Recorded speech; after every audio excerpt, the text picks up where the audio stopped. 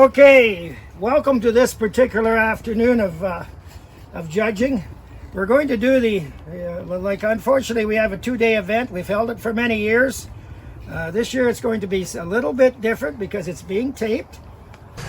So they mentioned, and of course they immediately got on. I mentioned that Reg was always at our open house and made a presentation, and they said, well, can't you see if Reg will do one on judging and arranging dahlias? And of course, you know, with the technology, or glads, pardon me, glads. With the technology in this day and age, this particular course was only available at their annual meeting. So in other words, you had to spend $2,000 if you were interested in taking the course to go to the annual meeting, which Eileen and me have done many times. But there was always a talk, why is this not available on video? And the gentleman, unfortunately, is not in good health, and he did not do any work in getting it presented. But he did develop this, Jim Bach did develop this very good book. But we are starting the program of making this. So in other words, anybody in North America will be able to evaluate and get on this and this website, and however the North American Gladiola Council decides to do it. So you get the exciting part today with Reg, who's a ex-school teacher and professor. I think Reg used to grow, what, 20,000 glads? Yeah, Marlene and I had about 29,000. Yeah, so they definitely know their glads. If you're not a member, if you're not members, North American Gladiola Council will gladly take your membership. Canadian Gladiola Council will take your membership. This particular book is produced by Reg every year. I don't know how many years he's going to continue doing it. I heard we had a lady here that might be interested in helping him develop this particular book. Okay, I will turn it over. I'm particularly done today. I'll just do intermissions and things like that when and the rest of the afternoon will sort of be with the photographer's hand and with Reg here this afternoon.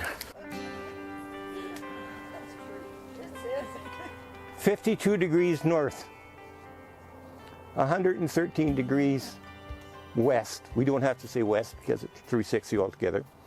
Where are we? Where are we? Here. We are here at Echo Glen. And on a map, what is that? It's a point. It's a point. And that's the very, very first thing in design. A single point.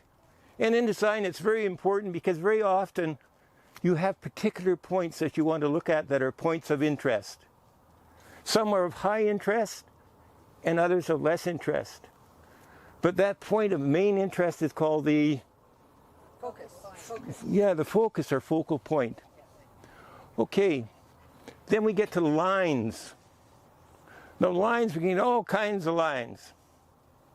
And very often the line describes an arrangement. So what are some of the lines? L shape. L. Curved. And we get one like a beautiful flowing line called a Hogarth curve. It's like an S shape. It goes one way and then goes back the other. And the thing is, you have to have something pretty high. I asked Ken to bring, did you bring the nail? We had a friend, and I should mention some other people, and I should have done this at the first.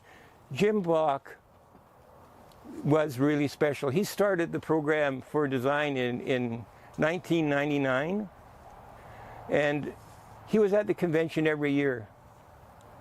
And that was the only place you could take the course. Well, Jim hasn't been at the convention as often now, and one of the things that was decided at Branston, which was quite a few years ago, is that they should have a program, and basically they would film Jim. And they did film Jim using a handheld camera. How did it turn out? Shaky and terrible, because there was so much noise in the background. There was people asking questions. and other people getting up and having coffee and clinking glasses. So what they decided is that our program is a little bit, the other thing they decided then is that wouldn't it be nice if those who had learned from Jim could pass it on. And I can say as a teacher that there's probably nothing nicer or more of a compliment to you than having a student decide to be a teacher because of you. Sorry, edit that out, please. Please edit that out. And in preparation of this, I talked to a number of people. I talked to the person who is the in charge of the judging, and Christine Michelson. Christine sent me a bunch of pictures, and our crew, our camera crew, they have assured me that they can edit those pictures into our presentation. And that's going to be especially important when we talk about types of design. So when we talk about the types of design, as I say, I'll be thinking of Christine for sure. Another friend, there's some of us who are more mechanical people, in that when we show glads, Marlene, lift up that green container. Most of my life, that's how I've arranged glads. Lauren the same way. We stick it in that container, although Lauren is a great basket maker and arranger too. I shouldn't say that. But that holds how many spikes? One. Here in Red Deer and most of the places in Alberta, what we do is that we have milk bottles and little plugs to hold things in. Okay, but we're back to lines. And what do lines do? Don't finish it for me. Don't cross the line. Follow the dotted line. And if you think about that in arrangements, that's exactly what you're doing. Your eyes follow the lines of the arrangement. And it's so important that those are done right, that those lines are done right. And there's, like I say, the curvy lines. Why would I put in an extra one, an extra curvy line? If you repeat something, you enforce it. So very often in arrangements, if you look, you'll see that the line is repeated or the design is repeated. But I'm getting a little bit ahead of myself. But lines is extremely important. Line is extremely important. Now, something if Marilyn and Aileen want to work on their arrangements while we're doing this, that's fine. And Marilyn has been given a particular task that I think is really difficult. It has to do with that black vase. And I want you, ever so often, to check in. Now, Marilyn can have help with it, but one side's going to be different than the other. One side's going to be different than the other. Okay, lines. How wide's the line between 2 points? Edmonton to Red Deer, how wide is that line? How long is the line? No, how wide is it? Wide is it? It doesn't even exist. It doesn't have like, and so the next thing is really good. I say, I'm in great blank for the blank I'm in. Great shape for the age you're in? No. I'm great shape for the shape I'm in. And actually we're going to talk about that because shape is important. Shapes have weight. Shapes have weights. And in terms of arrangements, what are some of the shapes you see in arrangements? We talked about lines, we talked about nice curves, crescents, arches, that kind of thing. But what shapes do you often see in arrangements? Round. Hey, Evangeline, keep going, keep going. You're on a tear.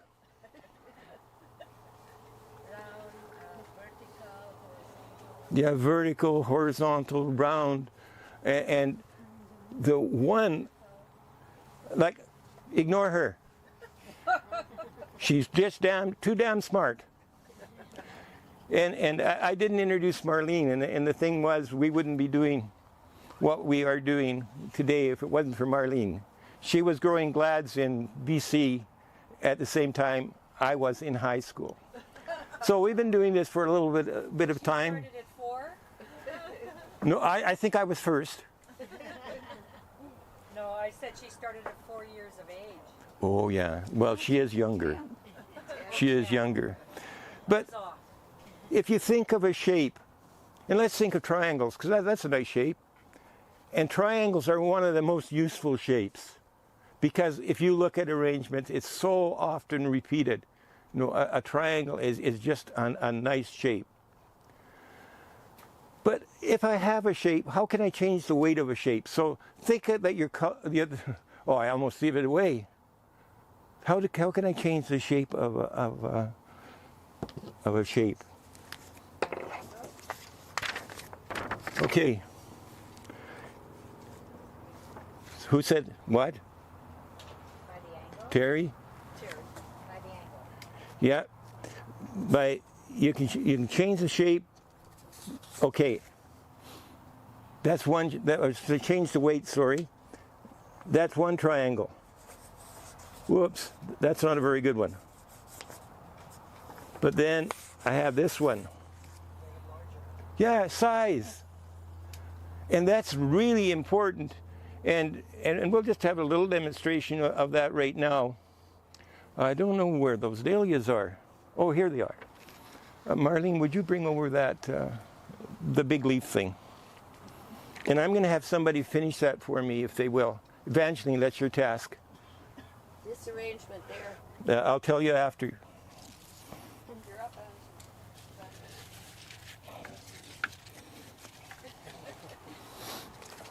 It takes 4 or 5 of us. Now remember the paddle, okay? So I'm going to ask you a couple of things. Okay, That arrangement. if you already know which one of these has the biggest weight in terms of size, that's easy. Which one has the biggest weight in terms of color? Yes, Debbie. The red one. The red one, because colors have weight. And it's easy to work with light weights usually. So if you have pastels go with almost anything. Why? What do all pastels have in them? Neutral. Neutral color. Neutral, or they have whites. White. And they're actually called tints, the more white you add. And so you can get to, they're almost exactly the same. So pastels are generally easy to work with because they all contain the same color. But this one here, now we've got weights in that, but now we have to decide which one would be best for this arrangement. So I'm going to put this one here. Okay. And then we're going to have a vote. Remember your paddle. And also remember the feeling thing. Okay, I'm going to put this one here. No. And then I'm going to put this one here. Which is best? I would think this is a little small. This is a little small. And I'd go probably with this one or maybe one of these. Okay.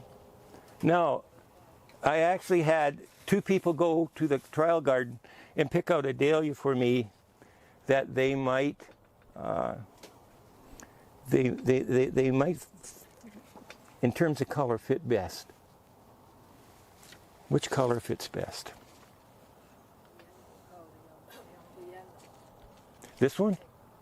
Yes. Almost a perfect fit. Almost a perfect fit in terms of color. So we get to colors and then we get to the shapes, and shapes have weights, and the size of the shape matters. And so the one thing you say, look for, before we finish that, if I repeat a shape, what's it called? Marilyn especially. She should know this one because she works with shapes all the time doing her quilting. Well, if you duplicate the shape, Yeah, what do you end up with? repetition. Oh, Shirley spoke out loud again. Surely. Pattern, it's pattern. It's pattern. And so very often if you look at a triangle arrangement, that pattern will be repeated in the arrangement. Okay, so you know it's kind of a neat thing. And then we go from shapes. Okay, how many dimensions does a line have? Ooh. A line has how many dimensions? 1. How many dimensions does a shape have? No. Hey, I think our crew went like that. Either that or it was some kind of signal to me. 2. And so the next thing that we talk about in arrangements, and it's probably the most important of all. A sculptor starts with a brick or a big block of marble, and he finds what's inside the marble. A designer with flowers and form is extremely important. Marlene, one of those shoes, please.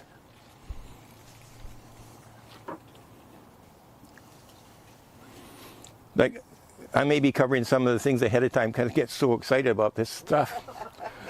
Not shoes, sorry. Forget the shoes. Marlene, oh yeah, I might as well do the, yeah. No, the other. What do these both have in common? What do they have a need for if you want one? Air. They need it. Yeah, it could be, but let's see. Mike, how would this do for you? Not very well. Mike, don't answer that. Okay, on the other hand, if the glove fits, Wear it. wear it. Connect. So in arrangements, what you want is all the pieces to fit together, and that's what a flower arranger is doing. The flower arranger is fitting all the pieces together, and an artist uses paint. He is limited. The other day I found that I could do wallpaper. So getting ready for this, I sketched this out with the crayons. I don't know how to make it stay that doesn't smudge anymore. But anyway, to me that's wallpaper. Why? It's flat. It tends to be two-dimensional. Whereas a flower arranging has really got something going because they're working with forms and putting forms together. And some forms don't fit other forms. And we'll discuss that. Okay. What I want Evangeline to do, and right now this is wobbly. How can I change that? There's a tape here somewhere. Yeah, so that would be Floral tape. Oh, I put it back on the... that would be great if we could have the floral tape. No, Don, it's right there by the oasis. Okay. Up there. Oh. So strap this down, but before you do, Debbie, or Evangeline, decide whether or not you want this in the front. Well, I'm going to have you make a glad arrangement here, but now we can have different shapes, and so that right now the base doesn't look very good. What can we do? And it's something that we use along with flowers when we're designing. Foliage. Foliage. So I want this covered up entirely. And I want it in such a way that the bowl can't be seen either. That's why the oasis is 2 inches higher than the edge of Yep. the bowl. And I think this is unfair, Evangeline, but I want you to use 3 glads and make an arrangement with this. 3 glass. 3 glads. No dahlias? Okay, if you insist on dahlias, you can do it in dahlias. As I say, yeah, we're very liberal. We'll do that. Okay, can I do it here? Okay, Can I do it on this side or here? here, just right over there would be Good, where our head crew master is. It's for the glass? Okay. We can talk, we can answer to anything. Next, so we have forms, we have shapes, we have forms, we have lines, we have points. But there's still something else in the design. There's still something else in the design. And already looking at Marilyn's arrangement, I know. What is it, Mike? Balance. Yeah, balance is really, really important. And the balance between this and form is important. And so much more important if you're Marlene took Japanese flower arranging. What do you have besides all the elements that go inside the arrangement? You've got it might be oasis or whatever it is that you're using to hold the thing, but you have something else in there too. Filler? Okay, now look. This and this.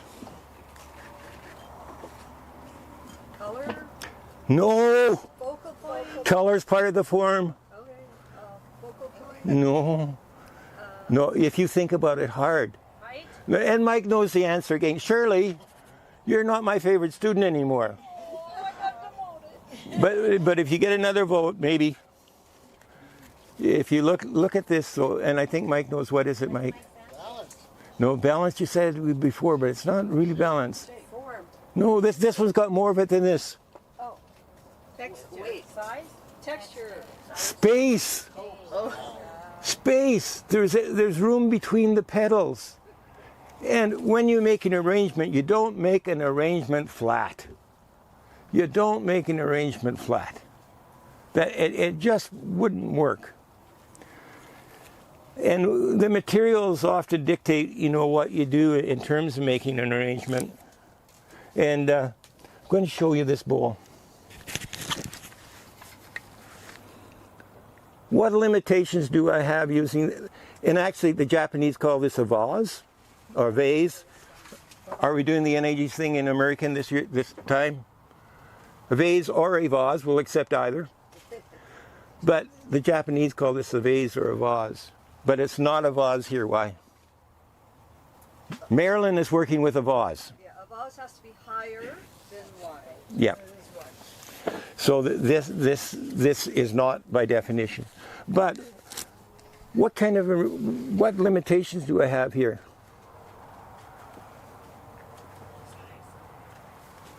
Okay, Marlene passed me that big glass vase. Space.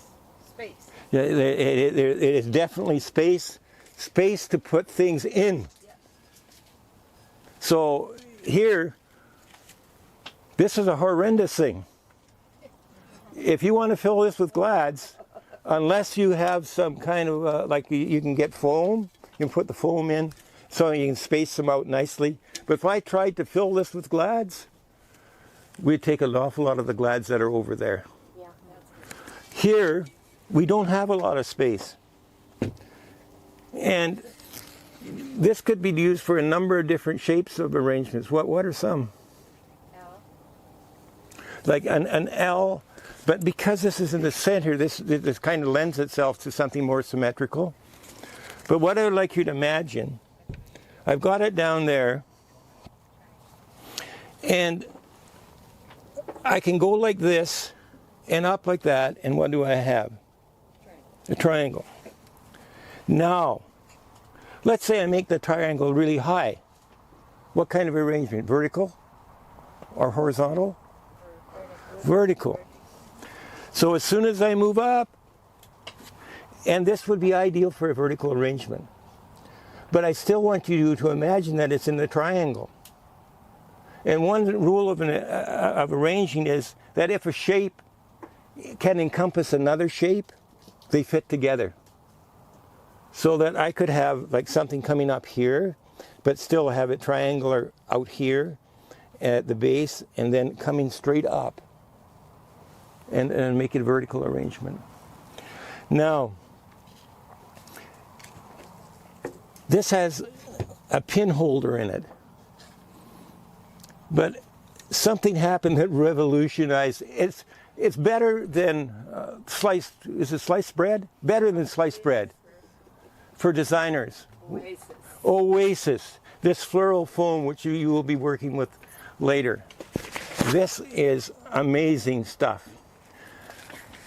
What you have to work with today is really good. It's something we talked about again with form, and it's really important. I don't know, not very many people will ever have seen one of these. Oh, a frog. Doesn't look like a frog to me, but that's what it is. It's a glass frog for holding flowers. Now, let's get one of these back here. If I'm moving slow, it's not because I'm hurting. I just don't want to mess things up.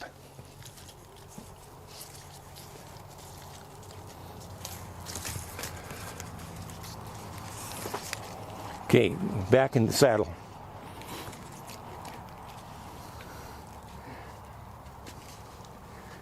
Does this go particularly good with the white?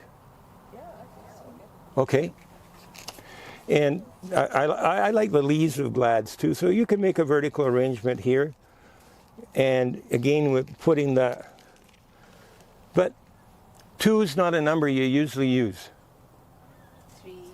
3 or whatever, but again, you could have it coming up like, almost like vase, like with foliage with these just at the top, in terms of making that quite a simple arrangement, but kind of stylish.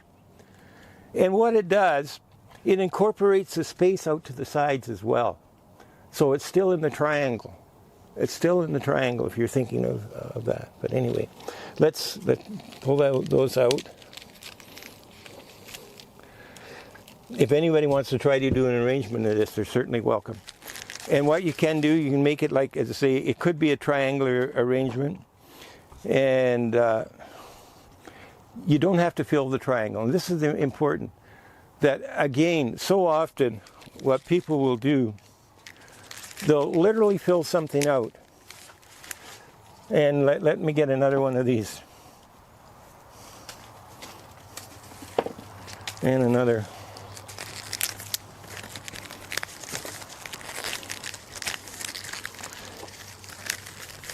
Here we go.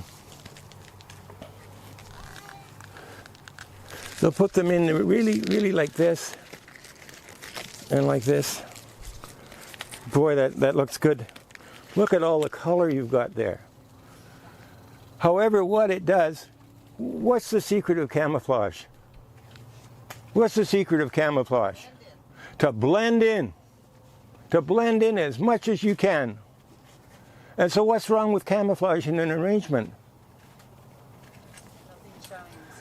Yeah, nothing shines. It's you have a wall of color. Now what Marilyn is doing there, she does not have a wall. You can see that she has space between her design, and it's extremely pleasant. And make good use of your flowers. No, that's what foliage is for. yeah, so you can define the space around a flower by using foliage. So with this design, you just want me to use 3 glads? Oh, you can use as many as you want. Oh, I thought that. I did make that restriction, but you can use as many as you want. Okay. Now, who is a brilliant student who can name the elements of the designs we talked about, starting at 52-113? So the first is point, line, shape, and form, and all of them have weight. The bigger something is, the more weight it has.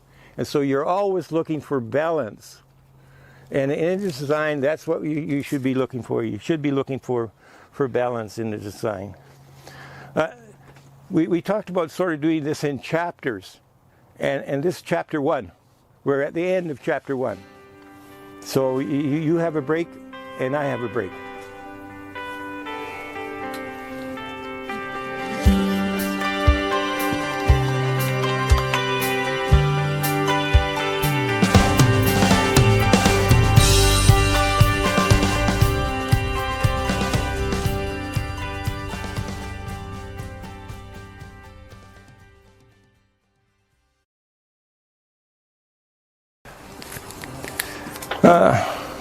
Just to kind of review, shapes have weight. How can you change the weight of a shape? What does the weight of a shape depend upon? I'm going to do something I shouldn't do this. It's too much of a hint, I think. Anyway.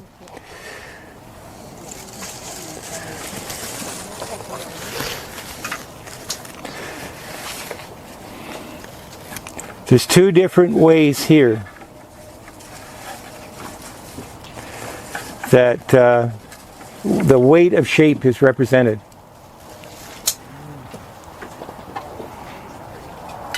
Okay, I'm making it way too easy. Color. Watch this. Color is 1. Shape.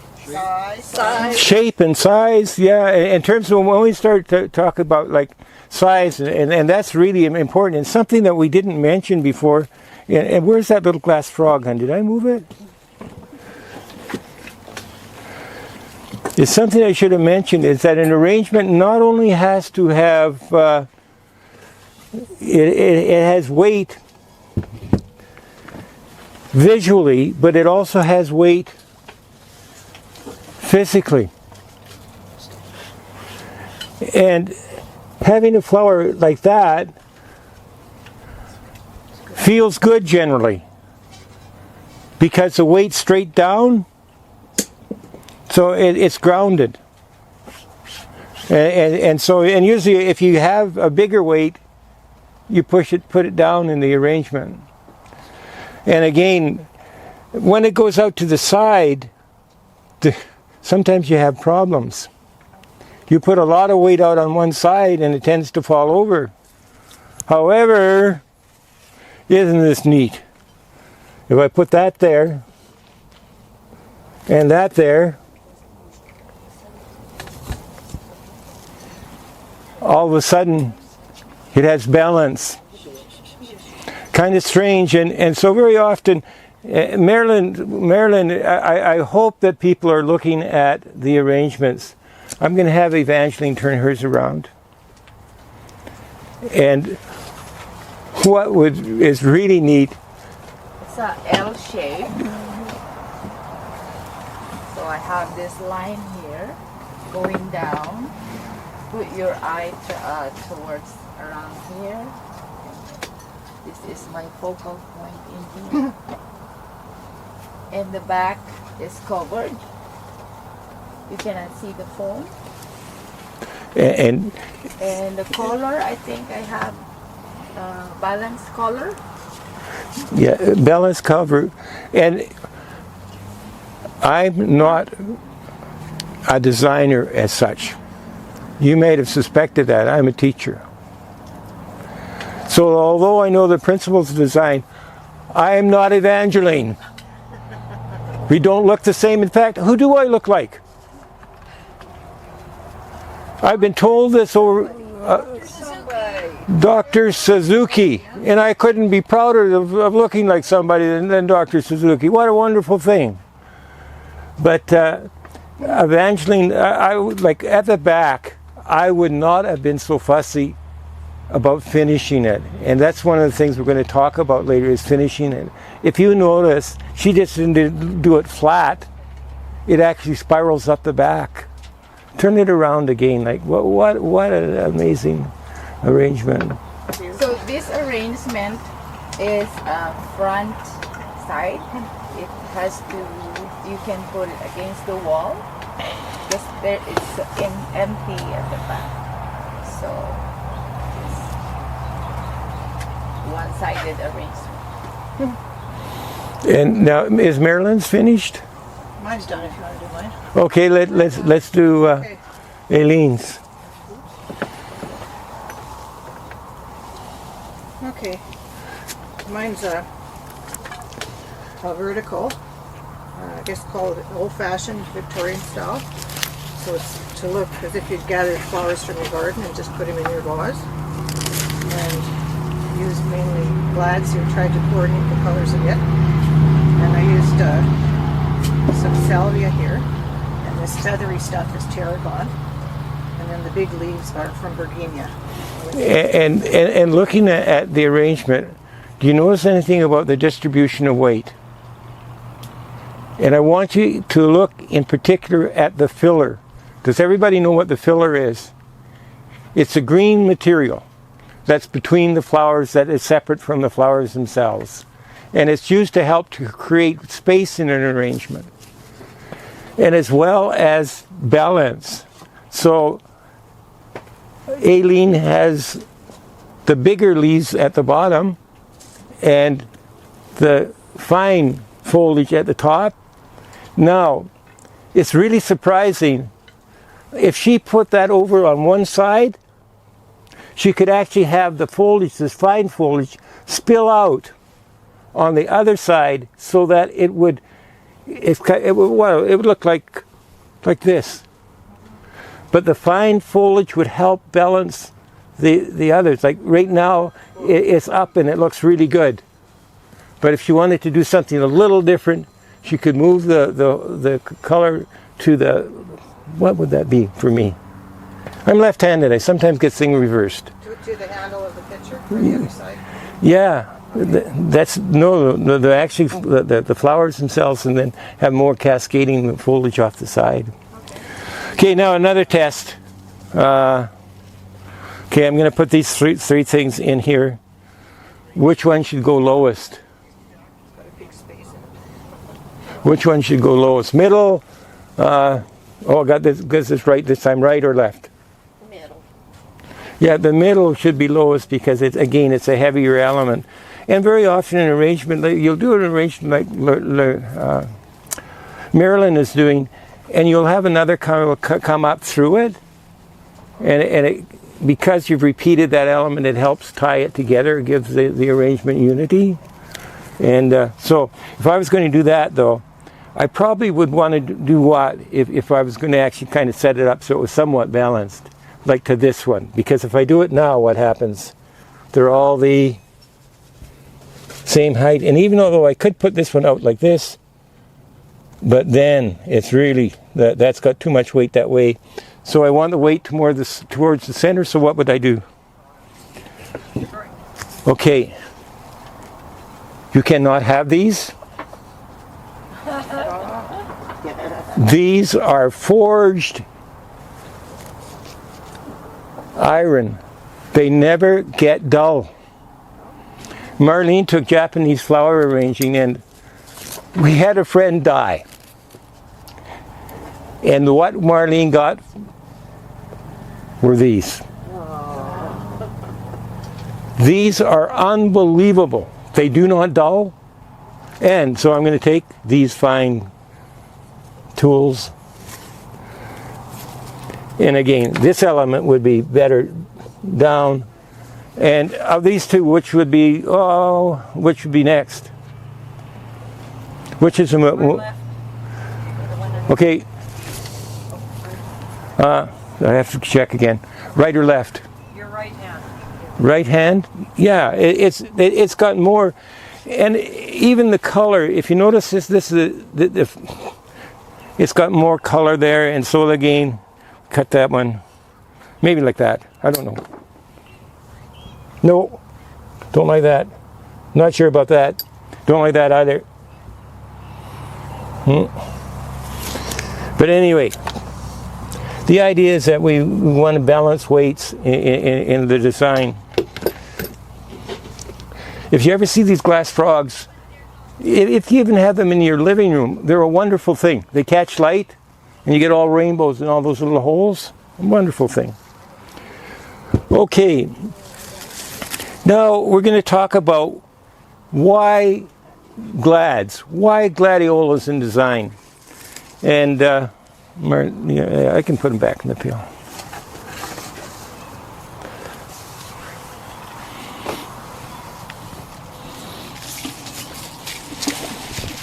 Whoops. On the 15th, I know some people are coming down to High River, and they'll see my glads. And if there, I hope there's lots blooming. We cross the glads, and so very often you'll see colors that you won't see anywhere else. And one of the things about glads, and when you're designing, like some people get really uptight about the color wheel.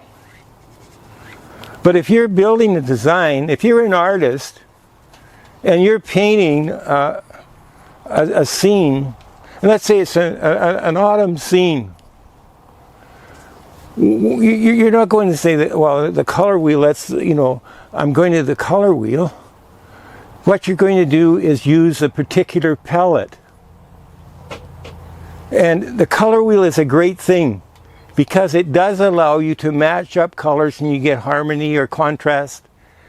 But what a designer probably starts with, okay, I've got a gender reveal party. What colors? Blue and pink. Yeah, blue and pink.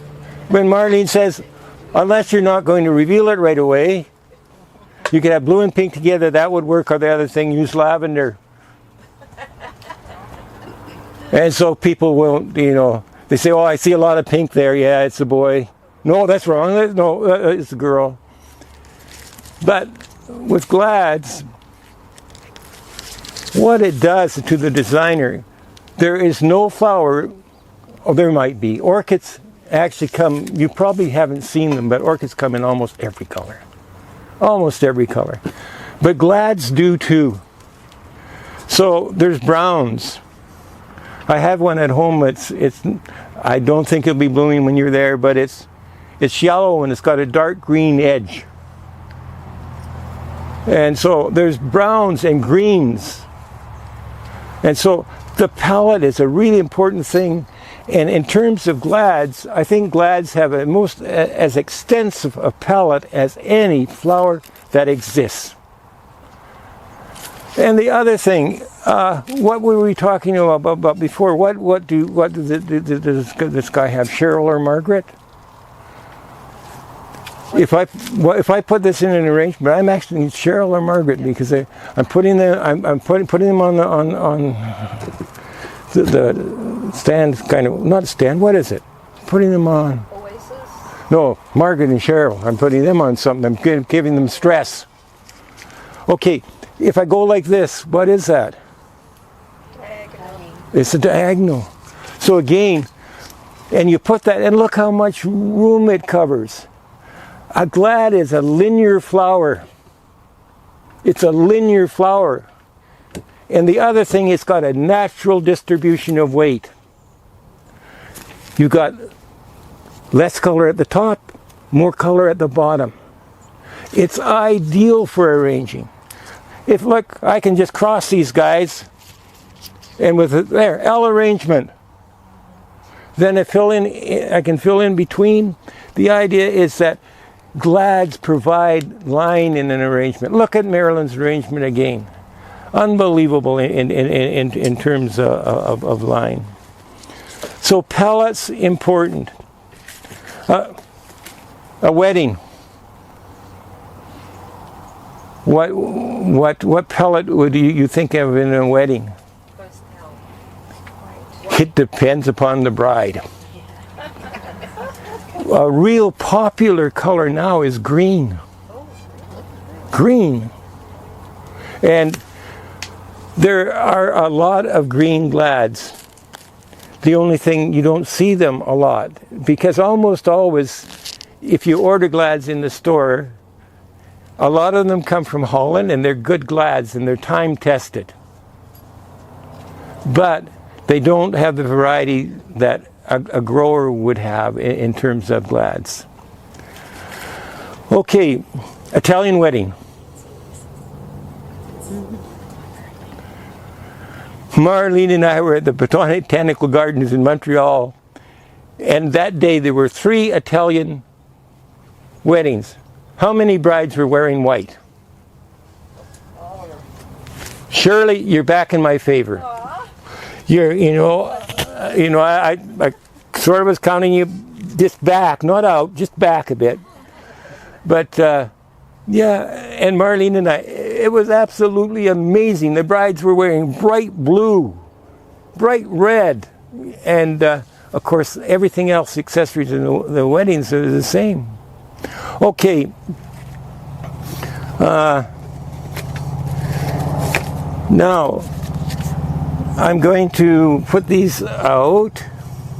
Oh, I kind of think it's too easy. But what I want is somebody to go around, see all the flowers. And I want you to pick out a pastel pellet. And what you do, you take the flower. Oh, these ones are all bundled together. Marlene is the most efficient person you might imagine. Okay. And what you do, what did it say, pastel? We'll use the white one. You go like that.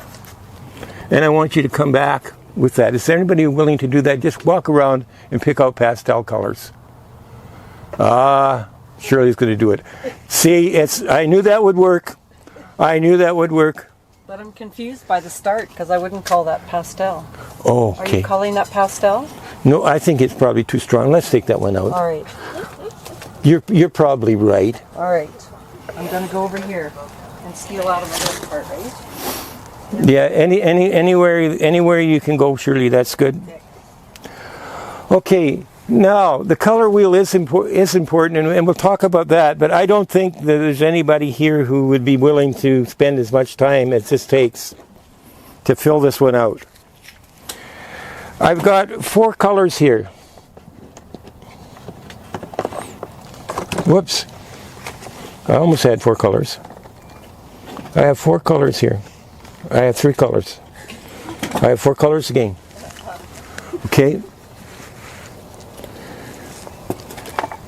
Yellow, blue, green, and red. Just a little story. We had a neighbor friend, and the teachers were really concerned about this kid. Said, he paints everything black. And the parents said, that's kind of strange. They asked the child, who was really a young child, why everything was black. He didn't know the names of the other colors. So he couldn't ask. All he knew was black. But in terms of the colors, what are the 3 primary colors? And these, by the way, I didn't realize this.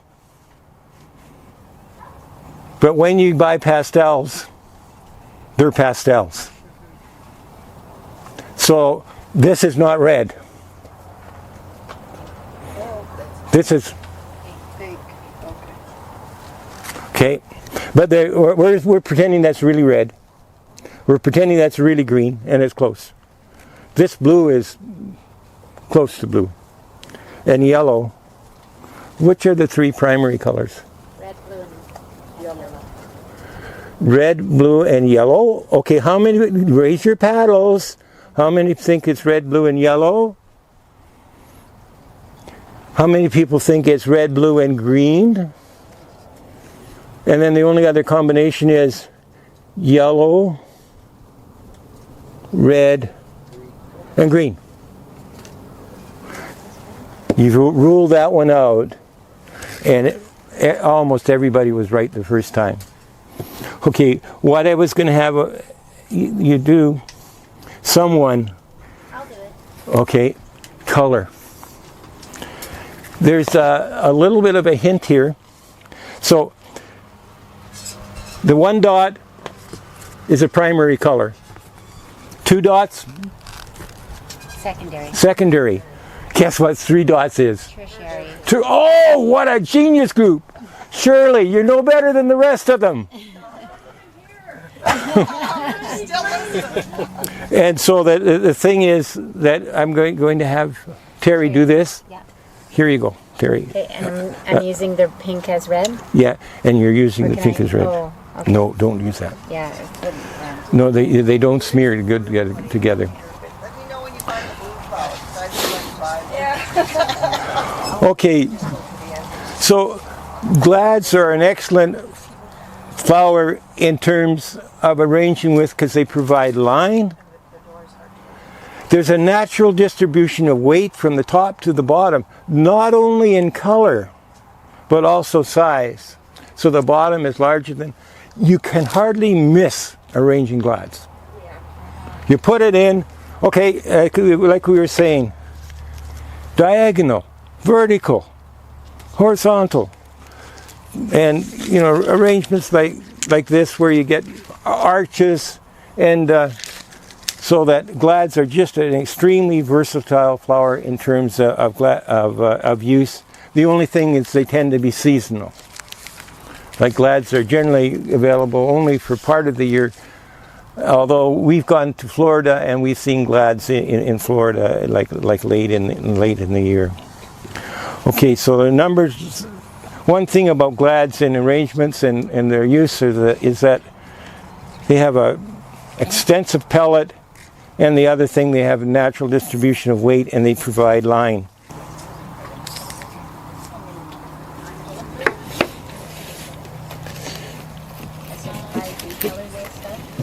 Color me, whatever.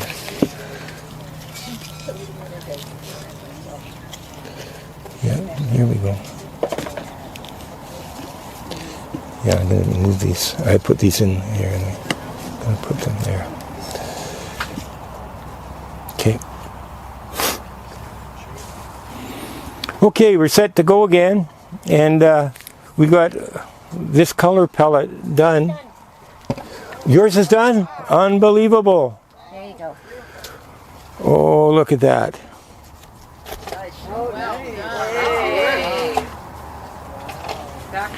Yay. Are you an artist? Are you another one of those people that's hiding in the bush?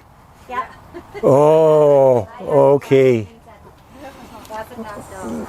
No, and the thing is, yeah, like I believe this is true, Terry. I'm not sure.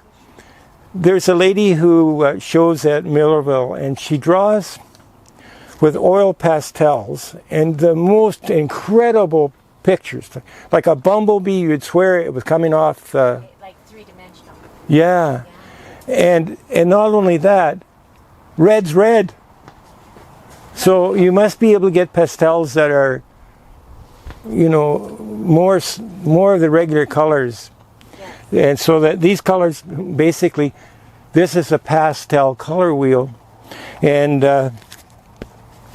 in terms of what we have here, we have something, you know, rather special with pastels. Terry, you did a good job. You did a good job, Terry. Okay, now we've got a color wheel we can talk about. I'm going to bring the pail up. No! Someone said, that this was pretty solid color, and I agree. Okay. In terms of the color wheel,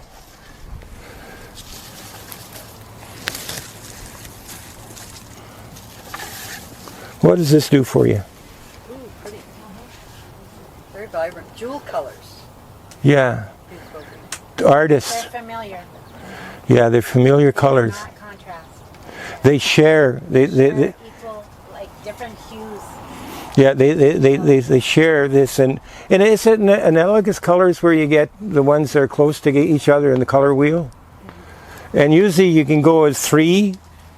And so if I looked at these 3 colors here, these are analogous colors and would go really, really good together. Now this is hard because Again, these are pastels.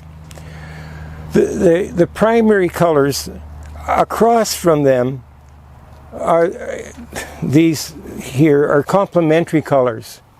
And usually when you put those together, so if this isn't a beautiful red, as pink as it gets, across from it is green. So when you put complementary colors together, you generally get high contrast. High contrast. And sometimes what you do is you put this pink and then you put it with these two colors on either side. And that's called a split complementary. And again, those are colors that can be. And then you end up with all different things, and I don't understand how they all work, to be honest. You get triads and tetrads, and where you get rectangles and squares and whatever. But it's really, really neat in that they help produce mood, like this here. And that's something we haven't talked about, is that not only do you sort of kind of have a visual, you see the color, but very often, you know, the Italian wedding, those colors are so vibrant, and it sets a mood. Now this one is, I really like because, you know, it's just relaxing. It looks right. You kind of, you know that it's right. Now this is kind of different because to me this is almost fluorescent. And by the way, this is all bee balm. Not all bee balm. This is Veronica and bee balm. So this, and yet that sort of goes too. Yeah, it goes, but I have to take away this, because this interferes, and every so often, you know, that'll happen. And look at the advantage of it. If you're doing a design, you put something together, you don't like it, change it if you can. And that's the thing. Very often you're limited. What about this? Let's put some of this in here. And I don't know what this is called. Does anyone know what this is called? Okay.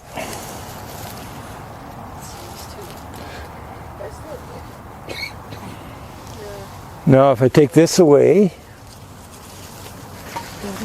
those colors are complementary. Okay.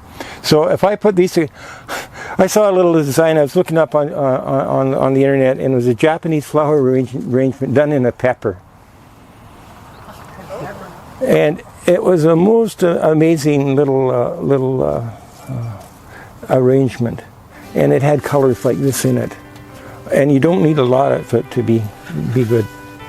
Okay.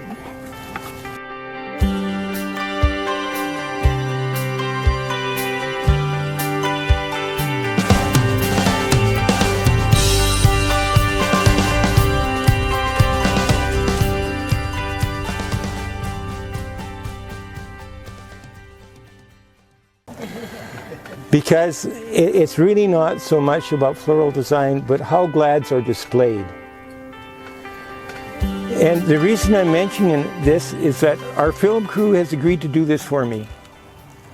And I have, there's a friend in the United States whose name is Cliff Hartline. Cliff has introduced 214 different glads that have been sold commercially. Cliff has done a program on baskets. I'm just talking about how glads are usually shown at shows. One of the ways that they're shown at shows is baskets.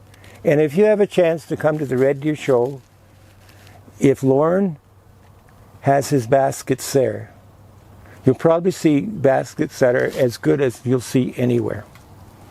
He just does a super job of baskets. And again, you'll see spacing between the spikes and not the wall of color. To be quite honest, we very often see just a wall of color, and there's no definition between the spikes. And that, in some cases, is accepted. There's another way that the glads are shown in the States, but not here. And in terms of design, some of the best of these I've ever seen, they're called wall pockets. And it's an arrangement that hangs on the wall. So it's flat on one side. It's like a vase with that one side shaved off, only closed. And they're just amazing. But in terms of all things, the vase is perfect for glads, I think.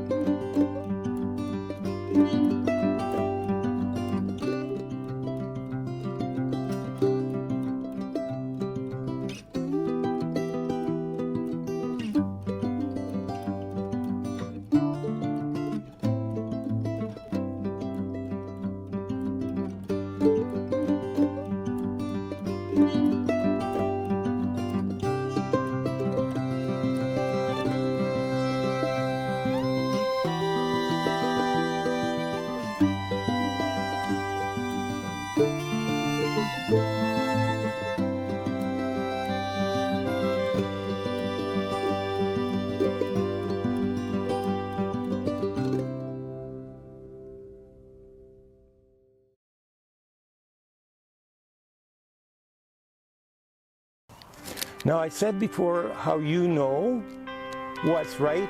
It's built into you. You know when something's not in proportion. What I'm going to do is take my pointer like this. Exciting, eh? Okay. Is this right for a vase? No. I know, it's way too long. Oh. Other direction. Okay. You got this. More. Are you sure? On the greedy winch. More. Getting warmer. Yeah. I can probably get there. Yeah. Probably 1.5 to 2 times up. And you knew that was correct. In fact, they tried to fool you by making it really short, and you can do that in an arrangement. I could use this vase to make an arrangement again, like a whole bunch of weight on this side, the flowers in the middle, and then cascading down. But then what I'm doing is I'm literally taking the vase away, because I've pulled the flowers to the bottom. So I'm taking the flowers away if I do that. Okay, Marlene. Now, the little crystal one. The crystal vase and the bigger one. Yeah, I said little, no wonder.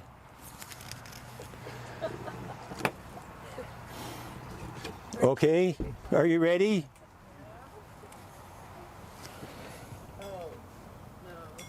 Okay. Look, it's as tall as the vase. Keep going.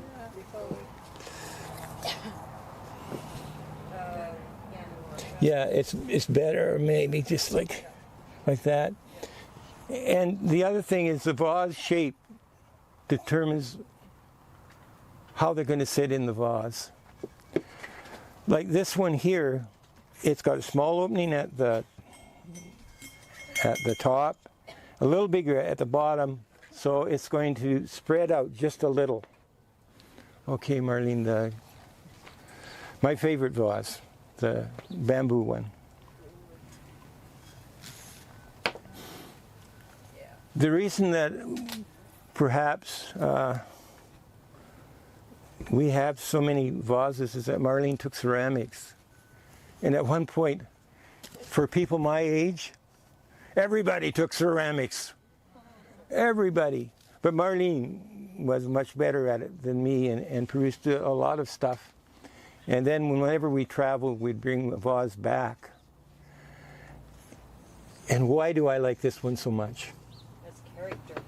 Yeah, it's got character. So we talked about form, and actually the texture of a form can add weight to it as well.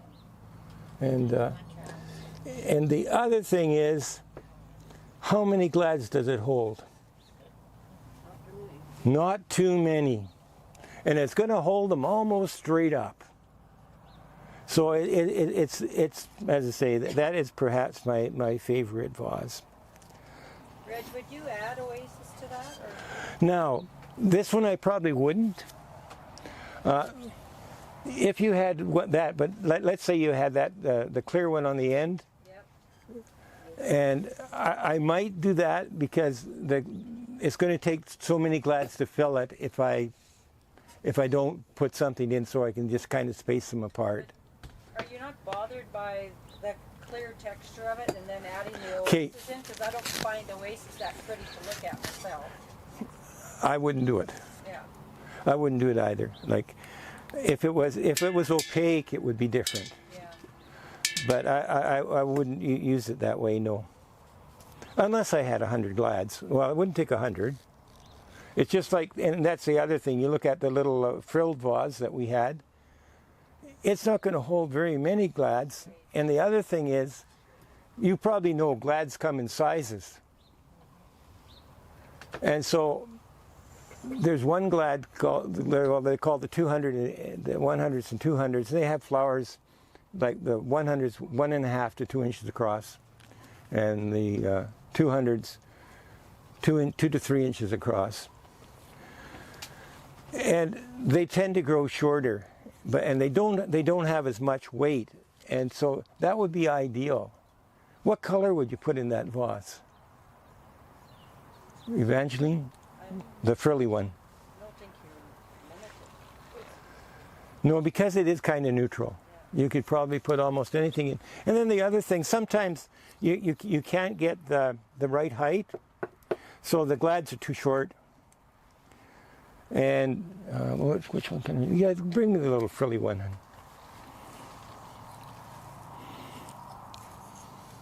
You can make it shorter.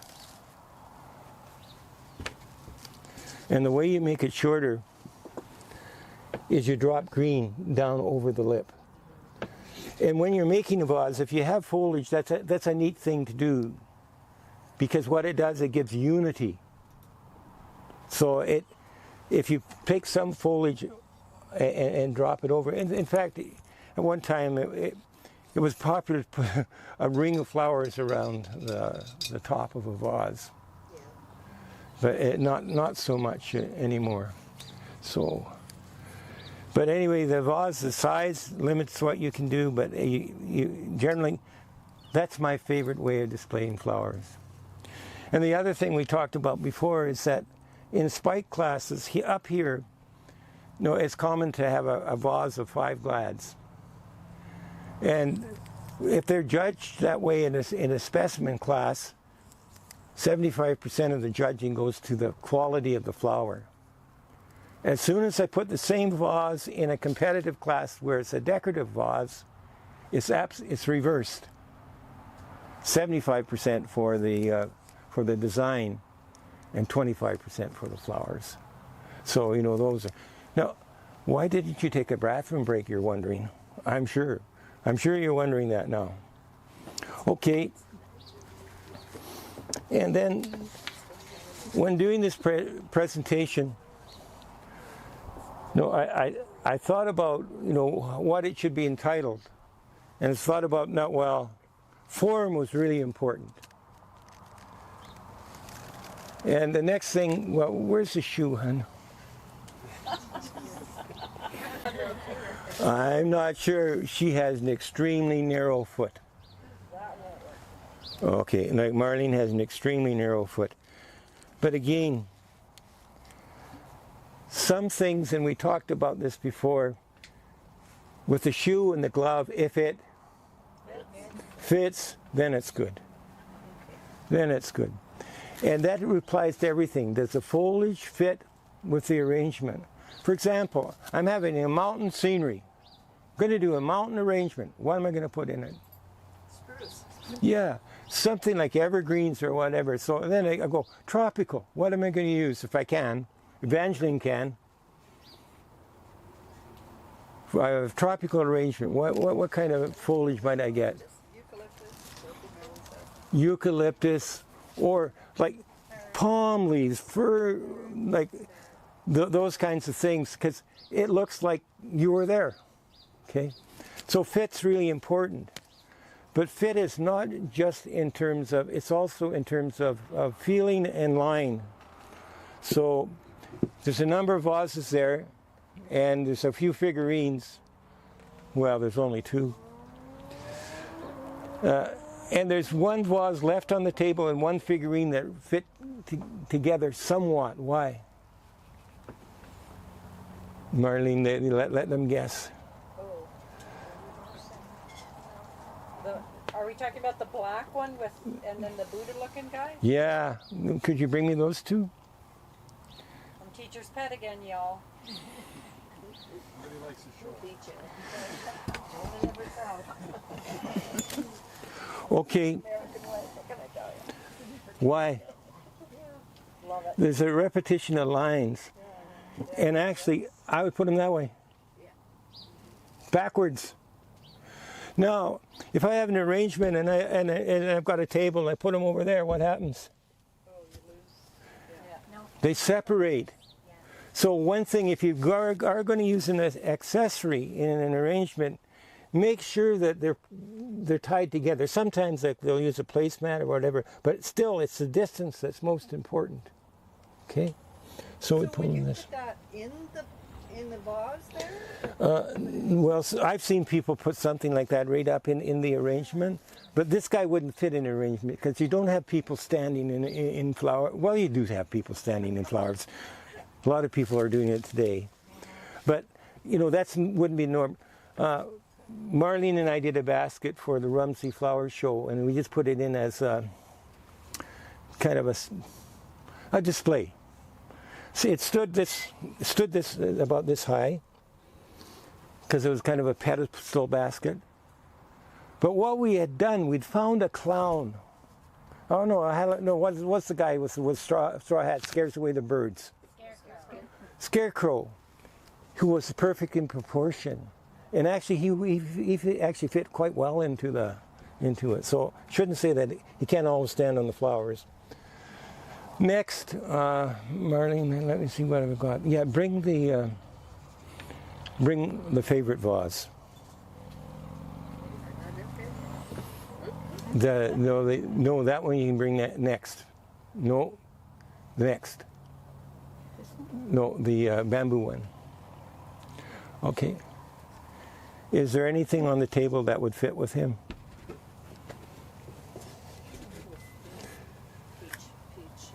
No, I mean, the figurine, there's only one left. Myself. I love this horse. I shouldn't say I love it, but I like it a lot. Okay. Now,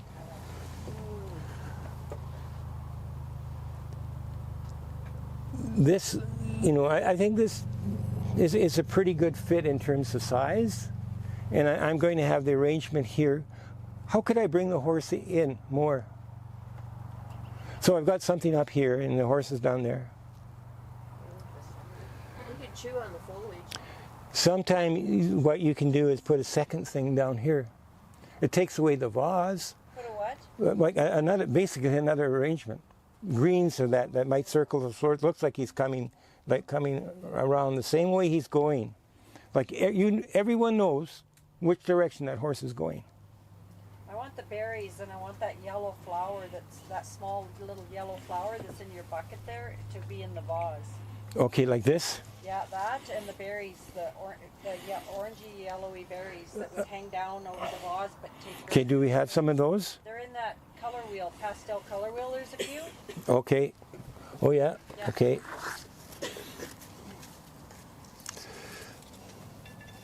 And then we could put some of that whimsical asparagus in there for. Asparagus? The asparagus fern. Oh, where's that? Do any of that? It's over here. Okay. Okay, we're making a design right now. Let's keep on filling it up. We're gonna get some height Okay. out of that. Yeah. Okay, keep on going. And then we're going to put in a little bit of baby's breath of some color. Okay. I think you have some on the color wheel there. Okay. Or do you want me to pull you another piece? That's okay. You got it? Well, I'm sort of doing it. And because it's kind of got Oh! off to the side there though a little bit, you're going to just, Do I ever like that? then we need You know what? It's so airy and it's way up here. Okay, keep on going. You're doing well. We need some of the, what's it called again? The sea holly. So we can give it some farm. Oh, the small one. Yep. You've got some No, there that can you've got lots right there. Oh, you want me to pull it out of here? I might Yeah. get hurt. Okay. And this is something that, see, it's odds that sometimes you're doing something and then you That might realize be you too forgot small, something. So we might have to go Okay. with the globe thistle instead. Is that Well, too let's see. too I small- mean- too much, too small. I'm not sure where should we put it? Lower down? Higher up? What was that? Something like that. Okay. Or do we need this instead? Okay, let's Come try. on, y'all vote. Which do we need? Okay, yeah, I think so. Yeah. And one of the things they say, like, you have to be careful. But the more elements that you have in it, the more interest. But you have to be careful. So if you have an arrangement and you have 2 or 3 different kinds of greens, that's good. But then all of a sudden, if you go with 15 different kinds of greens because you have them, This stuff. right now, there's more interest all the time, okay? See if that'll pull it together. Okay. Could be wrong.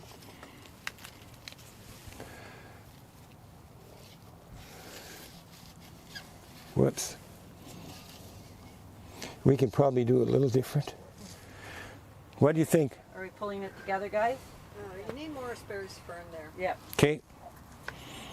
Well, it should be cut down, I would think, below the asparagus fern. Okay. Oh, this, I think, yeah, I've got way too much now though, don't I? Well, we'll have. You want a scissor? Where are these things? And the other thing is, and you know, it's again, it just comes up.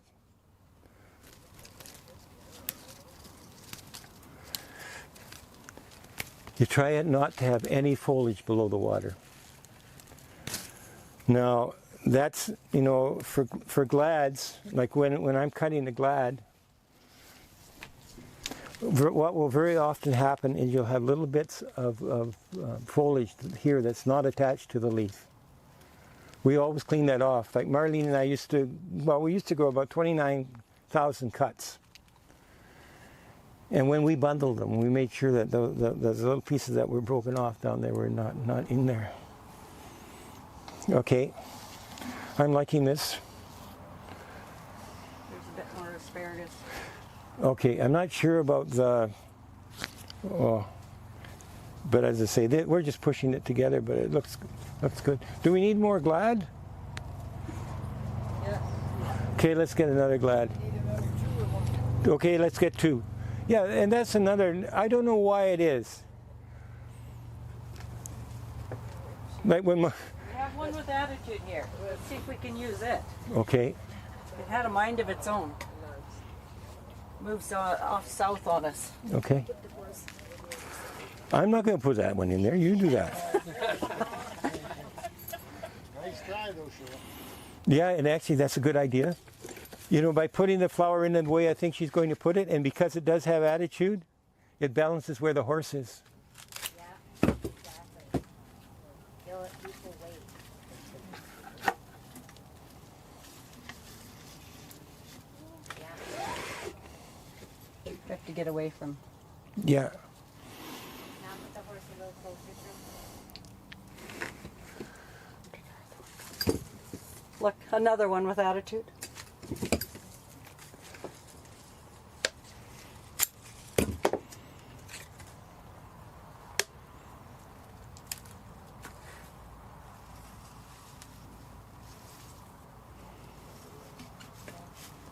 And again, so you get a variety of materials. You get like spacing between them, and you know it hasn't taken very long. And we could even use this now on the other side.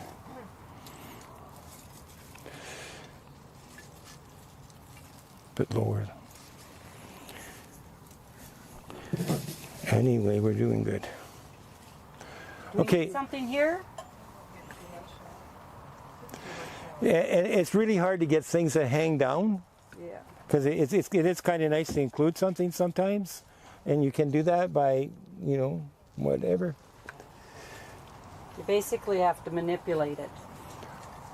She broke it. Surely, I don't know now again. And it's close to being what in terms of color scheme? I can't see the front, you guys. Would it be a split complementary or what? I think we're off balance with the glads, but in the vase it's hard to manage them. So Yeah, you that's wire not. them together with each other. You say, but very often that's what you do. If you have weight on that side, you balance it by weight on that side. And one thing, like, if I had water in that, I'd never worry about it tipping in that. Now the glads could be perhaps standing up straighter because this one you don't want them leaning forward too much. But There anyway, you go, Reg, a little bit more to the left, that one. Make it stay over there. okay. Since we just pushed it in, I think we've done pretty well. And then we could include more, but as I say, we made an arrangement together, and people advice was excellent. Okay, now we're just going to do one more, and then we're stopping for now, and then later we have a little time after lunch. Is that right? Yes. But and I hope people brought lunch. Wendy, did you bring lunch? I started already.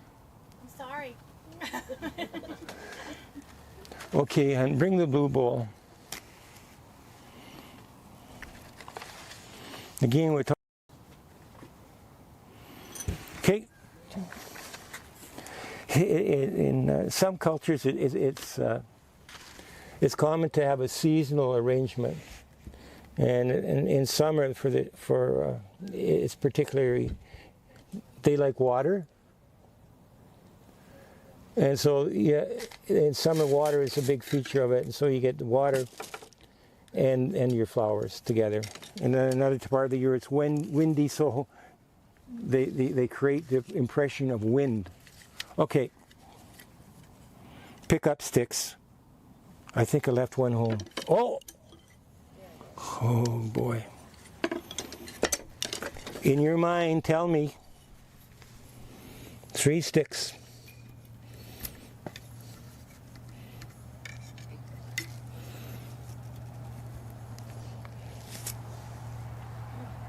Is that okay?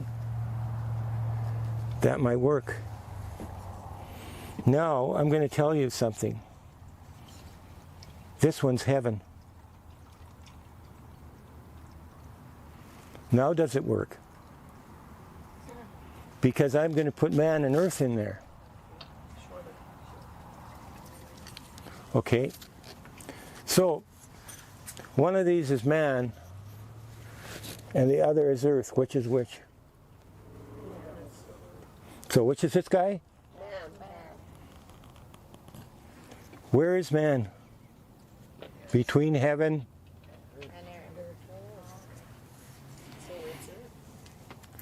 and when Marlene was doing Japanese arrangements, this is one of her bowls. We've got so many at home. Oh, that's another question I forgot, but anyway, we'll get to it. So, not only is it prescribed how long the lines are, and these lines, if I lay it on the bowl, about the length of the bowl. This one, 2/3 approximately. And I did this from a picture on the internet, so I just kind of measure what it'd be about. And because Earth came out like this, and they gave Earth extra weight by facing it more towards you. Oh, now I've done that's bad. Here we go. And then heaven, and then it was like something like that. And so like sometimes proportions are important, and sometimes it's prescribed. And this, we're stopping here. And now I'm not sure, like Marilyn, like when we're not stopping quite here. Marilyn, like after lunch, what we're gonna just talk about designs, forms, and then we're gonna let people go. It's like let them go and design. And Marilyn, what designs can we make with those? With these containers, Yeah. you can make an L shape. Okay. You can make a radical. Okay. I think almost anything. The only thing is that they might have a little bit too much depth, but you're not going to see the backside anyway. Yeah. No, I think it'll work out really good. But anyway, we did this. And what was that? Oh, yeah. How many of you still have your little paddle? Now, looking at the paddle, how can I change the weight? How can I change the weight of the paddle? Turn it upside down. If I turn it upside down, yeah. Well, actually, you know that works. You know why? It's lower down. It's just like Marlene. We have pictures of some of Marlene's Russian relatives. They're very stable people. Their center of gravity is way down. Now, but like this one, we taught, please tell me if it doesn't have to be yellow so I can change the weight by color. Also, if I was going to make it, again, I could change the weight by changing the size. Now I want you to change the weight without doing any of those. Position. He did. Earl is a genius. Earl, so I've got you guys reversed. But this is right. And so in an arrangement, in Japanese arrangement, which Marlene took, sometimes the kind of leaf is prescribed. It's kind of like painting by numbers. You're guaranteed a finished product, and you get contentment by doing so. But this here, you change the weight of a leaf by placing it in a particular manner. So that if I'm looking from the straight on and I have the leaf like that, it has not very much weight. If I was doing a tropical arrangement and I put a big, I don't know what they call those leaves that they kind of got a little notch in them and really big. But yeah, philodendron. So if I use that as a background for the arrangement and put it like that, it's in your face. Whereas if I put it like this, and I think maybe a good example of that is what Evangeline has done with the irises. Like that's really, really neat. And we're going to stop there, and anything else we'll do after lunch. And as I say, it's gotten a little bit longer, but after lunch, we're going to talk about types of the design, and then you're going to go and design something.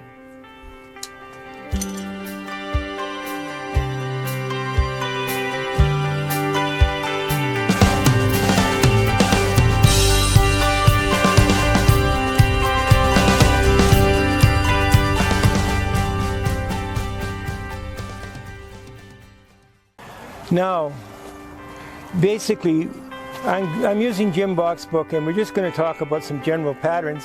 And if you can tell me what they are, that's great. What is it? Rainbow. And then, oh, we need some color. Let's get some of the colors out in there. Colors that people can see. Well, purple's good. And again, because they're gladiolas, they have a natural balance. And we go like that, another one like that, and somewhere in there, further at the front, we're going to put another one. And arch design.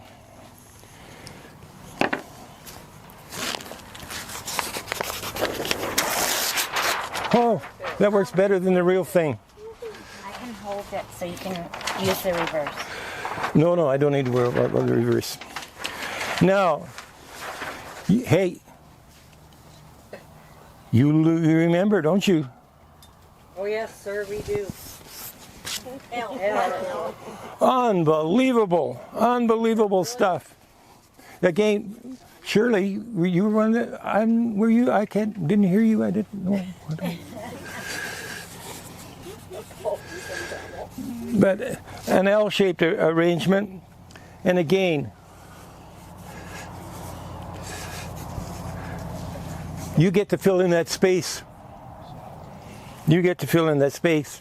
And one of the things that is considered, in your case, you're probably not going to see your container. You're going to probably cover the edge of it.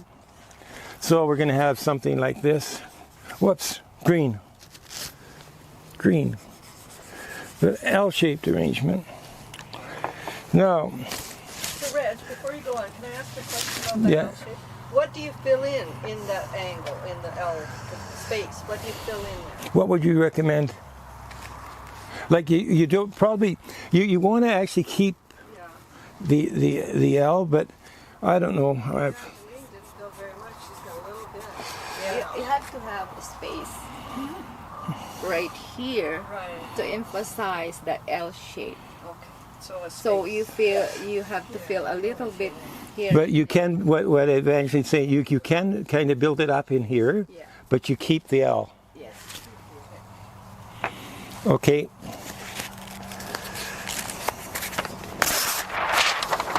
That works better than the real thing. Okay.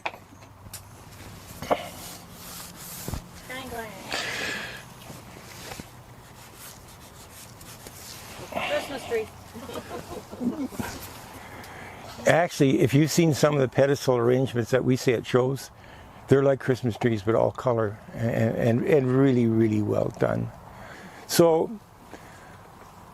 what's the motto? Do what? Makes you smile. Yeah, and here, like center one. Let's do the purple stuff. Let's do the line ones first. And this, you know what though?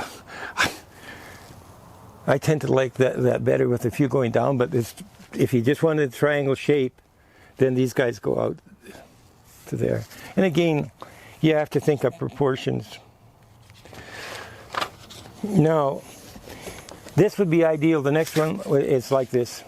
It'd be ideal for the nail.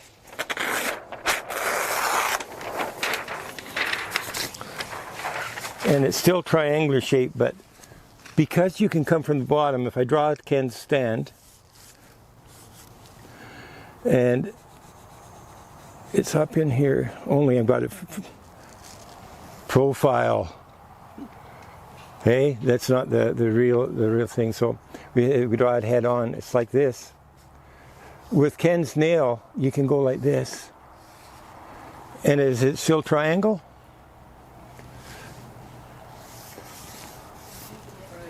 Okay.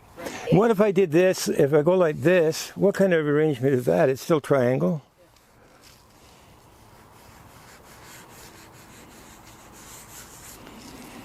Vertical, because it's taller than the other. Now verticals, like very often the vertical arrangement, if you have a vase, they'll drop down flowers across the front. How's that possible? Oasis? Yes. They actually, if you're showing glads, specimen glads in a vase, you're not supposed to have any support above the lip. But if you're doing decorative work, you do. And Christine Michaels sent me some really nice vertical ones. Again, you have to be conscious of what color the container is. In this particular case, it's like the container is part of the arrangement. So many of the interpretive designs that are done at the shows, they make their own. They make their own kind of mechanics, and everything's hidden. Okay, vertical, and we covered the triangle. I'm going to move this. It's precarious. Someone could get hurt, or unless we wanted the chair covered. Okay, now this one nobody will get. Even Evangeline, she will not get this. You know, and that's saying something.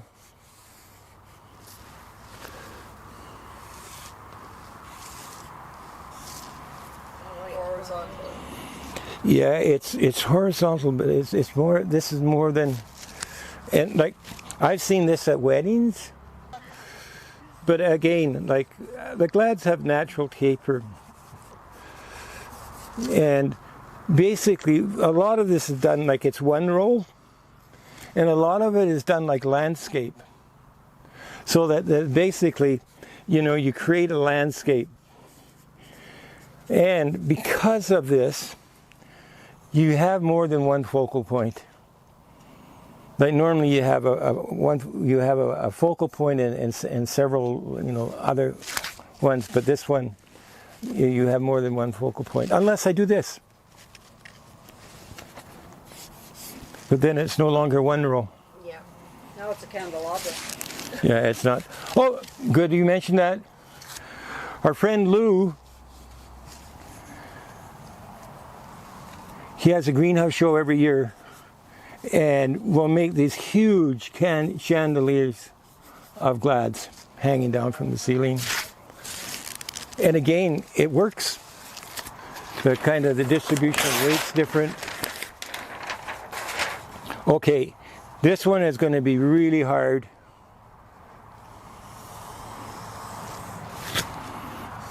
Crescent.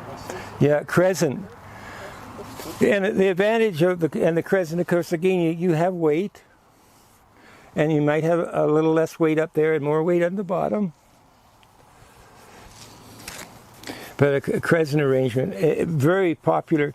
And you know what a lot of people do to make a background for a crescent arrangement? They use a hula hoop. And they go like this.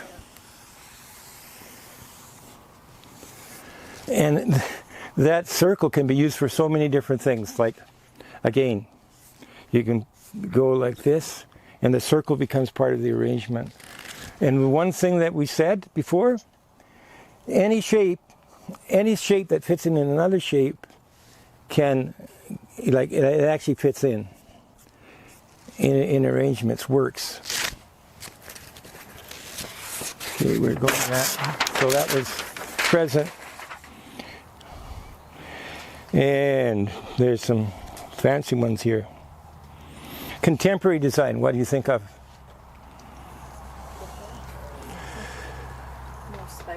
Like modern, so probably it's going to look strange. You know, and different, and sometimes like Marlene and I would go to shows in England and that, and they made it work.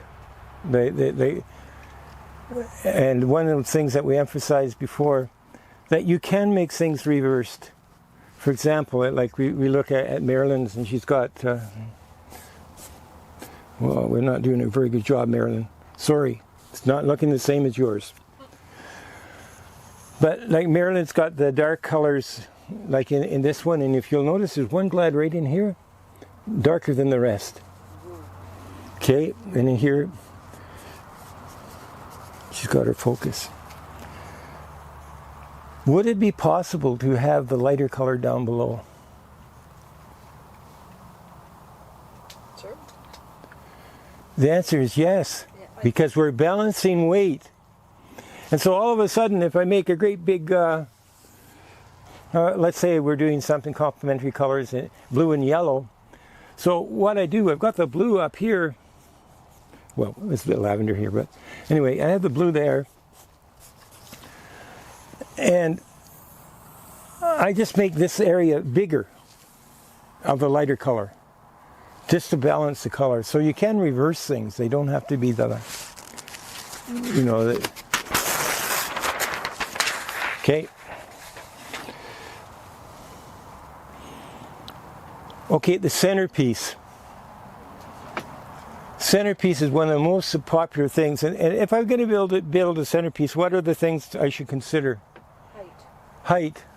And what's the recommended height for a centerpiece? If you sit down, Under 14 inches. 14 inches. Like Okay, like that. that's And why is that? so you can see the person in front of you. Oh, Only if you like. surely. Only if you like. Us Americans would put you Canadians on the other side, and we'd have it 6 feet high in between. Just saying. Well, you know, like that's been very popular now. What they'll do is they get these glass vases that are extremely high, and they build the arrangement above your head. And then you look through it. And those are the things. Like the centerpiece, it depends upon, you know, the size of the table. And if, you know, you might even, if you have a round table, you might make a round centerpiece. If you have a square table, a square centerpiece. But those, you have to be careful with shows too. Like shows sometimes have standards, and they ask you to make an arrangement to fit in a niche of given diameters, given dimensions. And 24 inches. and what happens if you're you exceed those? Disqualified or? Disqualification. And again, one thing I'm not sure I'd mentioned before is dominance. It's often stated at the shows, for example, here in Alberta, it's common to show glads and dahlias together, but very often it'll say glads to dominate. And it just means when you look at the arrangement, do the glads dominate, or do they have more weight in the arrangement than the others? Okay, any other designs that we should have? The centerpiece design, are there any conventions on that, of the shape and those kind of things? No, like round, oval. Again, you usually match the shape of the table, but the diameter or length, width, etc. Like those, again, they're all relative to the table. When Marlene and I, shouldn't say this, we've been married now for, oh gosh, I'm glad she's here. But anyway, at our 50th anniversary, one of the things, we had little cocktail tables. Okay. And we have a very good friend who's a florist. So, how big a centerpiece did he make for those? Yeah, really small. And we asked him, he do them all in greens. So they're only, you know, and then the rest of them, he made centerpieces for the round tables, and they were round. And like round arrangements. And one of the things we didn't mention is bouquets. And I hadn't realized how many different kinds of bouquets there are. A lot of them, like the dahlia guys, would be really happy. What they do, basically, they put the flower, one flower high, and then they make a row of colors. They make this one green, red, or whatever. I haven't got that. I haven't any red. No, yeah, I do. And then they'll make like a row red. and then the next row a different color. And it ends up with the stems are at the back, of course. And it's a bridal bouquet, and it's done differently. And like, you know, we're used to the ones like this, the glads like this, and they come down and they trail, because glads again are perfect for that kind of thing. And you want to use that. But you know, that's it for the. One question. Yeah. Should the centerpieces be symmetrical? Well, you know, we haven't really talked about symmetry, and like. Usually they'll be somewhat symmetrical, but I don't think they have to be. Nowadays they do. They do? Okay. They are symmetrical. So that... Match the table. Then that's perfect. Well, what I'm going to do now... Sorry, Reg, can you show us the book that you're working from? You said that's... Okay, this is actually the book. And again, the fellow that did it, in 1999 he went to a show. And this has happened to every one of you. Every one of you. Sometime in your life, you've had a special skill. And somebody recognizes that and says, you know what you should do? And the next time you're doing it. And Jim did it because, you know, he enjoyed doing so. What's his last name? Jim? Bach, B-A-C-H. The only thing is, like, the only people that have this book are people who took Jim's course. And what I would like to see is that, and this is what we're basically talking about, like this book talks about how to judge a design as well. And we would like to see the people who took Jim's class carry that on. Jim's a little bit younger than me, and you know, I'm a very young person, and he's younger. But he's not in good health. And so it's really been difficult because the only place you can get the book is by going to the convention. And Jim's not there. So something has to be done in terms of, to carry it on, and it is important. You know what, we're going to finish up, and like Christine, I feel badly in that we're taking advantage of your skills. It's like mentioning that, and somebody say, oh, you're good at that. You know what? Would you do this for me? Evangeline. Yeah, Evangeline. So Evangeline, if you would come and finish this arrangement off, and as you're doing it, talk a little bit about it. You know, that would be good, and we're going to end it there. So with this ball, I have no choice than to go horizontal because it's unique. So I decided to go that way. I decided to go to flat arrangement.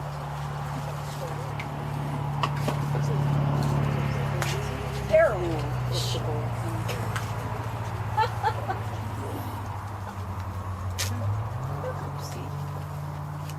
So I have limited, I can only use, how many? 4? Yeah, unless you want to put another color in there. So let's do this on the top. Oh, and that's another thing about glads. Yeah, you can You can break them down. And I will put the greenery.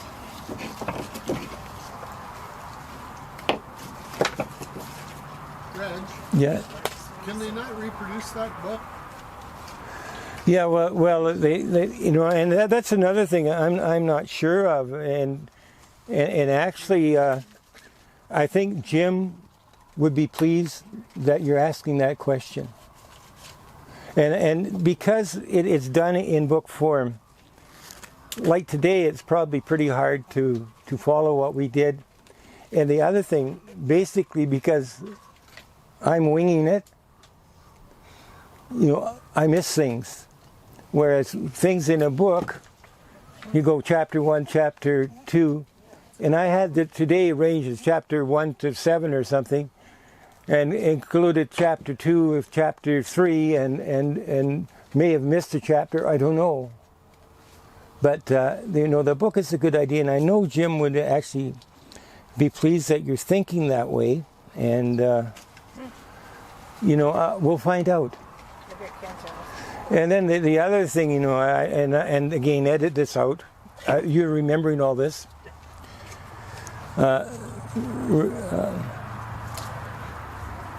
Maybe because of Ken, to be quite frank, not as much time. North American Gladiolus Council is coming to Red Deer next year. And because of the way that Ken's arranged the time, maybe there's 4 hours in there when arranging could be taught. But it wouldn't be, I'm sure it wouldn't be Jim, but if it could be somebody like Jim from the NAGC, or, we have other members who are qualified judges that are, would be willing to help, I'm sure, in setting something up. But there's so many people coming from the States. Almost all the executive, of course, are design judges for their societies. But again, they're not teaching it, I don't think. Because I don't think, the only way you can be a design judge now is to go to the convention or already be a design judge. For example, Maryland, because I'm sure it's at Olds College and a number of different places, Maryland has gone to the judging schools. And so Maryland, all she has to do is go online, get the form, and she is a qualified North American Gladiolus Council judge as long as she's a member of the society. Love the berries. Love the berries, Evangeline. Do you need a bit of water in that? Well, unfortunately, what we did wrong is we set a bunch of them up on the table, and then quite a bit of time has elapsed. So the nine bark and the berries have lost a little bit of their liquid, but they probably will regain it, possibly. But the colors are so good. In the bucket, just saying. The colors are so good, and that's another thing. If you mix two colors together, like what makes orange? Red and yellow. Red and yellow. So there you And generally those colors go good together. What makes brown? Awesome. Yeah, it's monochromatic thing, and you can. I made it one-sided, so if you do this as a centerpiece, you can put more at the back, in the back. So you can also put amaranthus here, hanging there. Maybe we should try. We have some amaranthus. I'll get it for you. Is there some there? It's over here somewhere. You had it. Oh, there we go. You got it. There's one more, couple more pieces there. A little bit on the, they're falling out of the water.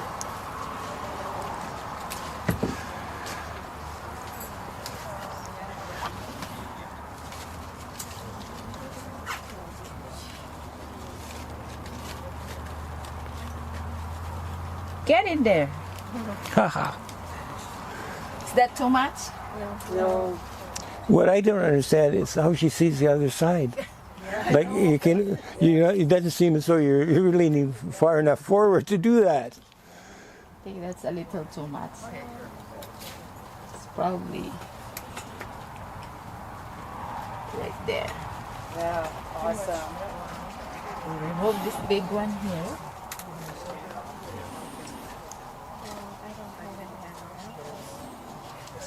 There. Unreal. Good? That's beautiful. It's awesome. You're done. Thank you. I have to clean up my mess. No, you can leave the mess there. Eventually we'll clean that up. But again, what a wonderful thing. And we talked about centerpieces having to be round or whatever. Italian wedding centerpiece right in front of the bride and groom. Like what a beautiful combination of colors.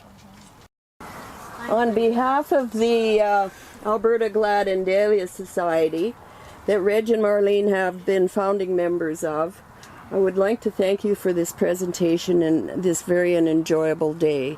And I know they spent hundreds of hours preparing this, And you saw them, Marlene particularly, carrying everything back and forth. And we just really appreciate seeing them and being able to have them share their talents with us. Yeah.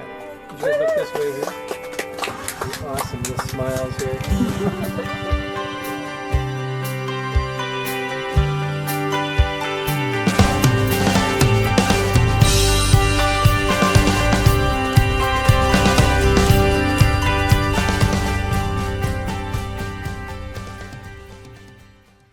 Didn't realize that they would be unpaid extras of a major blockbuster production. There we go. And I don't know whether we'll get residuals or not, but seeing you're not being paid at all, the residuals are going to be awfully small. One of the things I like to mention again is Jim Bach. So what I'm going to do in a while, I'm going to tear off this piece of wallpaper. Anybody that wants to take it home can have it. The only thing is that I don't know anything about oil pastels. And I don't know how you fix it. And I didn't use my finger probably enough to blur them. But anybody that wants it can have it. Are you going to sign it? David Suzuki will sign it. Okay.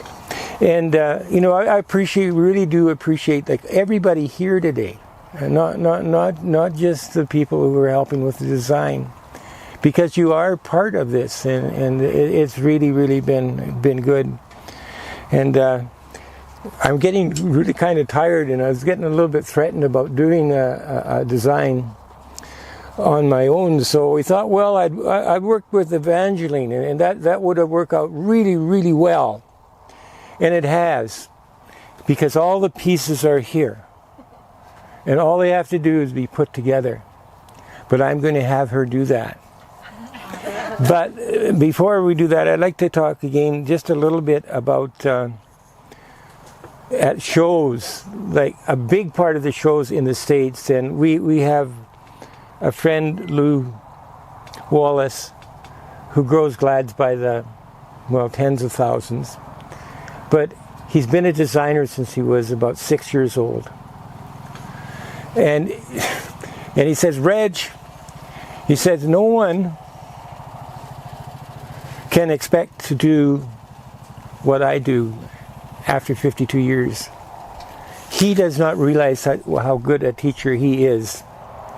He taught Ken, believe it or not, how to make a design on a nail. Ken, where is that fancy piece of equipment? Okay. And this really lends itself to, number one, this is just not normal board. It's heavy. And it's designed in such a way that the weight distribution is downwards. And you put a block of Oasis on top. And then the advantage of that is you can go in that Oasis all angles, from the top as well as the bottom, and you can make like whole grass curve, no problem. And I'll say this about Lou, as I say, he is an excellent teacher. He is the kind of guy that you should have up in front. But he says, he worries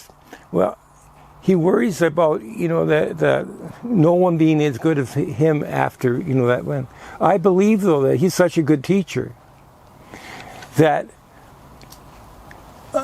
and a teacher who is good,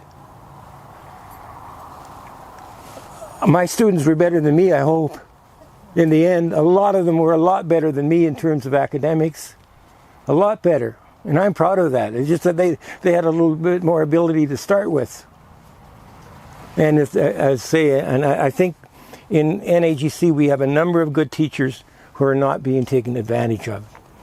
They've been trained by Jim, and the idea in Branson is that those people would be able to go back to their societies and teach, and people wouldn't have to spend $2,000 to come to a convention. And I just think I'm not sure. We may edit this out after. I think it's a real shame that, that knowledge isn't being passed on. Do you want me to show you how to put the Oasis on there? Okay, Ken's going to demonstrate how to put the... No, you can keep talking and I'll give it back to you. Okay, that's a good deal. Now, in the U.S., interpretive design is so important at their shows. And so, again, they'll have Minnesota wilderness or whatever. And you'll see, well, constructions. I call them construction because they're just huge. They're not all like that, but they're all good. And it's because those society members come and show. What I suggest is if you go home and you've still got your bowl, that you can consider coming and showing at the show. It doesn't matter if you know what? Would it ever be spectacular if one of you came to the show and had a third place ribbon? Maybe the first time. And I know there's sometimes that people, we want designers there. It adds to the show. Okay? Now, what I'm going to do, say interpretive design is different, and this is supposed to be sort of a judging course, and it's not that. It's not that. I'm not going to talk about judging. I'm not going to talk about judging design. The one thing I will say is that some of the things that we learned today, the principles of design, what do the judges look for? They look for the same things we talked about. Is there space in an arrangement? Is there distribution of weight? Now, love the arrangements that were done. Marilyn's, I told her to do, 2 different sides. And I think that turned out really well. Turned out especially well because if you look at the purple side especially, you see the white at the back, and it looks really quite nice.